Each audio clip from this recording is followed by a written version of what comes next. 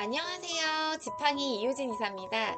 오늘은 결산 반려사항들을 같이 점검해 보겠습니다. 장기휴양 기간에서 사용하는 재원은 공적 자금이기 때문에 매 사업연도 종료 3개월 이내에 주무관청에 결산 보고를 해야 됩니다. 이번 결산 보고는 희망이음에서 처음 진행했는데 실제 희망이음과 WFC 시스템의 호환이 원활하지 않아 전산오류로 반려되어 일일이 소명하느라 직원들의 어려움이 많았습니다. 이외에도 연간 총수입이나 인건비 비율이 안 맞는 부분은 유선상으로도 설명드렸고 간혹 깐깐한 지자체의 경우에는 소명 자료를 제출하는 방식으로 해결을 했습니다. 점점 까다로워지고 복잡해지는 결산 보고를 잘해드리기 위해서 이번에 저희 마감 기간 순서대로 3월 초부터 안내드렸는데요. 앞으로도 가급적 기간에서 빠른 마감을 부탁드리겠습니다. 결산 보고 제출 기한은 언제까지인가요? 장기휴양 기간 재무회계 규칙 제10조에 의거 다음 연도 3월 말까지 희망임을 통해서 제출하셔야 합니다. 결산 보고는 제출 기간 내에 제출하지 않으시면 불이익이 있는데요. 앞에서도 계속 설명드렸었죠. 결산 보고를 제출하지 않은 경우에는 연중에 한 번 더 중간 결산 자료를 제출해야 되는 번거로움이 있고요. 일부 주무관청에서는 개선명령이나 시정명령 등의 행정처분을 내리기도 합니다. 결산은 보고했다고 해서 끝이 아니기 때문에 결산 보고하시고 승인 받을 때까지 관심을 갖고 계셔야 됩니다. 결산 보고는 재무회계 규칙에 맞지 않으면 반려되는 경우도 있는데요. 대표적인 반려 사유를 다 같이 살펴보겠습니다. 첫 번째는 가장 많은 사례로 장기휴양 급여 수입 내역의 불일치입니다.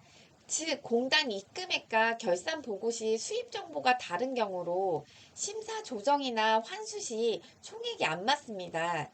이 부분은 기관에서는 삭감해서 수가가 들어오지만 지자체는 삭감된 내역 없이 청구 금액 총액만 보이기 때문에 해당 이슈가 있을 때는 심사 지급 통보서나 아니면 연간 지급 통보서를 다운받으셔서 차익 나는 부분을 표시해서 결산 보고 시 첨부하시면 됩니다. 자, 두 번째 이슈는 본인 부담금 내역이 공단 금액과 불일치하는 경우로 나올 수밖에 없는 사례라고 생각하는데요. 수급자나 보호자분이 본인 부담금을 입금하지 않으셨거나 수급자 본인 부담금 비용을 매달 한꺼번에 입금받아서 식비나 간식비 등을 분리하지 않은 경우는 불일치할 수 있습니다. 기관에서는 본인 부담금 관리 대장을 잘 관리해 두셔야 불일치 내용을 찾아서 소명하실 수 있는데요. 보통은 기간 내에 결산 제출을 완료한 다음에 단순 회계 처리 오류 같은 경우는 사유서를 제출하시면 반려시 재승인을 받으실 수 있습니다. 또한 시정명령을 만약에 받으신 경우에는 시정명령의 내용을 기간 내에 이행하시게 되시면 추가적인 행정처분을 받지 않으시기 때문에 꼭 기간 내에 재보고 하셔야 되는 점 잊지 마시기 바랍니다. 자, 세 번째는 인건비 지출 비율 미준수인데요. 서울고등법원 항소심을 진행할 만큼 논란이 많았던 이슈예요. 노인장기요양법 제38조 6항에 장기요양 기간이 지급받은 장기요양 급여 비용 중 보건복지부 장관이 정해서 고시하는 비율에 따라서 그 일부를 장기요양 요원에 대한 인건비로 지출해야 된다고 규정하고 있습니다. 이 때문에 주무관청에서 인건비 지출 비율 미준수 시 반려 처리한 다음에 무조건 인건비 비율을 맞춰서 보고하라는 해프닝도 있는데요.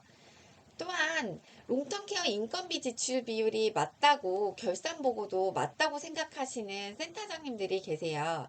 이 부분은 기준월이 다르기 때문에 인건비 지출 비율이 동일하지 않을 수 있습니다. 현재까지는 코로나로 인해서 수급자 모집의 난항 등 기관 운영의 어려움으로 인해서 인건비 지출 비율을 미준수했다, 고의성이 없었다라는 점을 소명하며 처벌 없이 넘어갔지만 참여연대나 종사자 처우 개선 등 인건비 지출 비율에 대한 법 제화가 촉구될 것으로 보입니다. 자, 지팡이 ERP 인건비 비율 탭에서 인건비 꼭 체크하시고 미준수 시 상담 문의 남겨주시면 저희가 가이드 드리겠습니다. 네 번째는 예결산 금액의 불일치인데요. 결산은 회계연도 말까지 출납을 완료하고 수입과 지출 금액을 정리해서 결산 보고를 합니다. 부득이하게 회계연도 안에 지출하지 못한 경비는 다음 연도로 2월에서 사용하실 수 있습니다. 만약에 3월 결산보고 시점에 세출 예산을 초과하게 된 사실을 알게 되시면 이때는 추가 경정 예산 편성을 하실 수가 없습니다. 결산 보고 시 초과된 수익 금액이나 초과된 지출 금액을 그대로 기재해서 결산 보고하시고 별도로 소명서를 제출하시면 됩니다. 예산은 1년간의 수입과 지출액을 예상해서 편성한 것이기 때문에 편성된 예산 금액 범위 안에서 수입과 지출이 이루어져야 됩니다. 하지만 예산 범위를 초과하지 않아야 되지만 꼭 일치해야 되는 것은 아닙니다. 또한 당초에 예상보다 수급자가 늘어서 세입이 초과되는 것은 즉시 수정하지 않아도 됩니다. 단 지출이 세출 예산을 초과하는 경우에는 추가 경정 예산을 편성해서 시군구에 보고하신 후에 사용하셔야 됩니다.